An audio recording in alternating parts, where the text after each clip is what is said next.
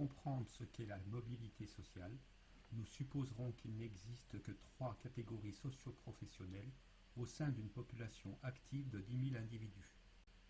Ces 3 catégories socio-professionnelles sont catégorie supérieure, catégorie moyenne et catégorie populaire.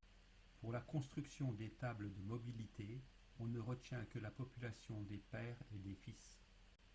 On répartit cette population dans un tableau, appelé table de mobilité, selon la catégorie socio-professionnelle du père et selon la catégorie socio-professionnelle du fils.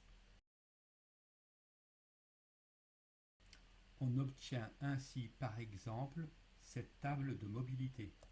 Dans notre exemple, la population totale des pères et des fils est de 10 000 individus. On a ainsi dans la dernière colonne 10 000 pères et 10 000 fils qui sont les actifs, car on raisonnera sur la génération des fils.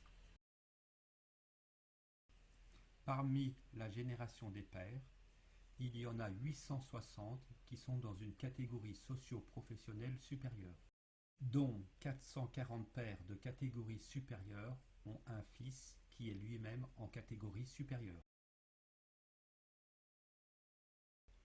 220 pères de catégorie supérieure ont un fils qui est lui en catégorie moyenne. 200 pères de catégorie supérieure ont un fils qui lui est en catégorie populaire. Parmi la génération des fils, il y en a 1550 qui sont dans une catégorie socio-professionnelle supérieure. Ils se répartissent ainsi.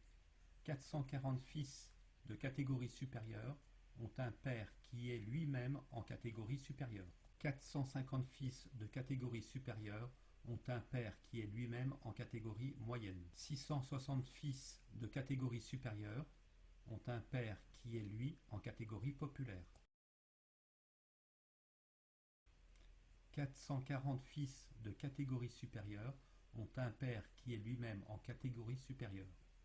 Ou dit autrement, 440 pères de catégorie supérieure ont un fils qui est lui-même en catégorie supérieure. 570 fils de catégorie moyenne ont un père qui est lui-même en catégorie moyenne. Ou dit autrement, 570 pères de catégorie moyenne ont un fils qui est lui-même en catégorie moyenne. 5550 fils de catégorie populaire ont un père qui est lui en catégorie populaire.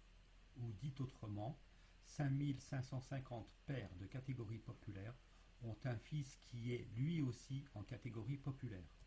Les chiffres sur cette diagonale nous donnent donc le nombre d'individus immobiles dans la population, c'est-à-dire le nombre de fils qui sont dans la même catégorie que leur père.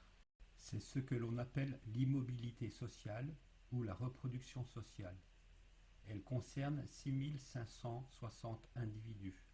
Il faut faire la somme des données sur la diagonale, ici 440 plus 570 plus 5550.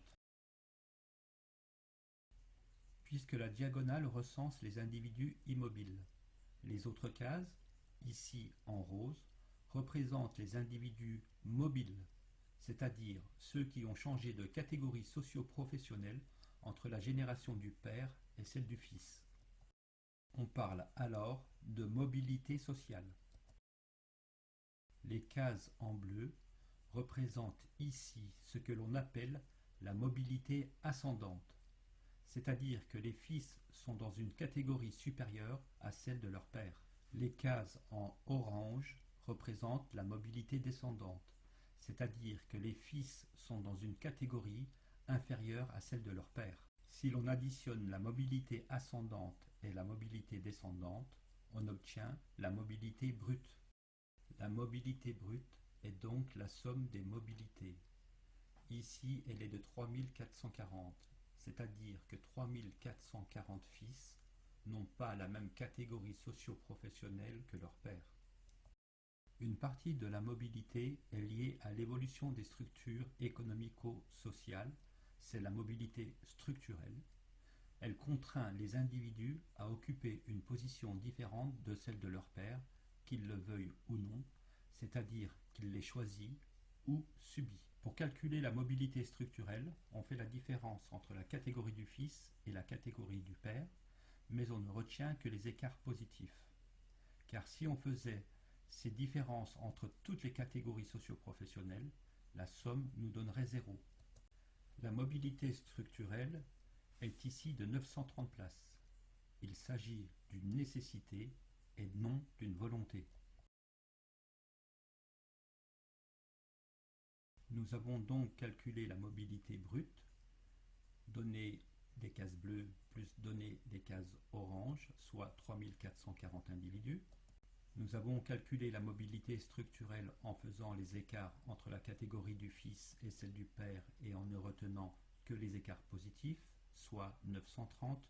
Nous pouvons ainsi calculer la mobilité nette, puisqu'elle est égale à mobilité brute moins mobilité structurelle, ici 3440 moins 930, soit 2510 individus concernés par cette mobilité.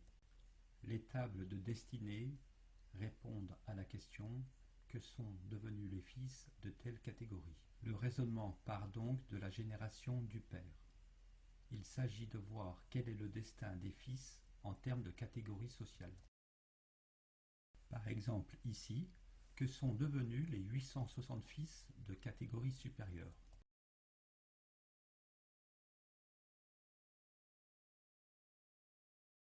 Si on fait un calcul de proportion, ici 440 divisé par 860 fois 100, on obtient que 51,1% des fils de catégorie supérieure sont en catégorie supérieure.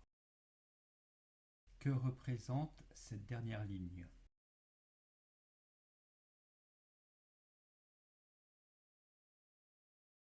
La structure sociale des fils.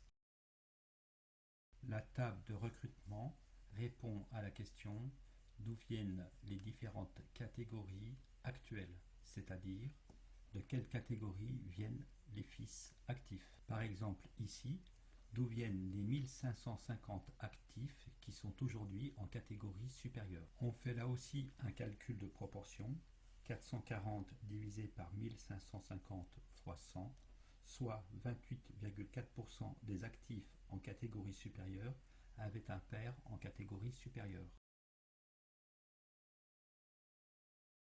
Que représente cette dernière colonne? La structure sociale des pères. Quelle devrait être la destinée de chacun pour qu'il y ait une mobilité parfaite, c'est-à-dire une véritable égalité des chances? On devrait avoir la même répartition des fils dans toutes les catégories.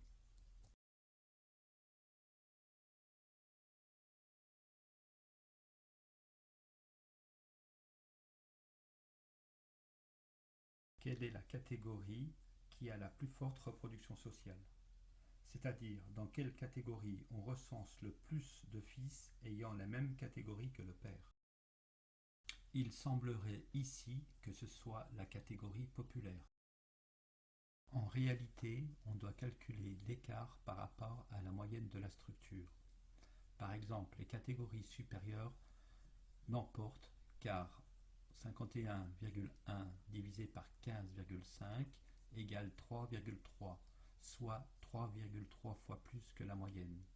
Les catégories populaires, c'est 75 divisé par 64,7, soit 1,16 fois de plus que la moyenne. La fluidité sociale est une notion qui veut mettre en évidence l'égalité des chances d'accès aux différentes positions sociales, quel que soit le milieu social. On la calcule grâce au odds ratio. En d'autres termes, il s'agit de calculer la probabilité de devenir cadre ou ouvrier ou profession intermédiaire quand on est fils de cadre ou fils de profession intermédiaire ou fils d'ouvrier.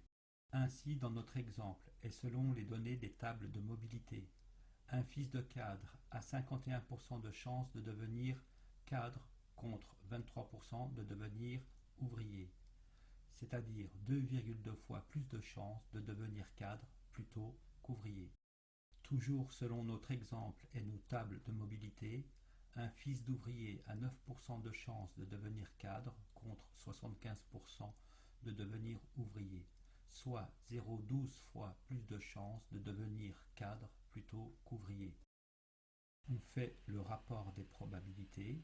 Ainsi, un fils de cadre a 18,3 fois plus de chances qu'un fils d'ouvrier de devenir cadre plutôt qu'ouvrier.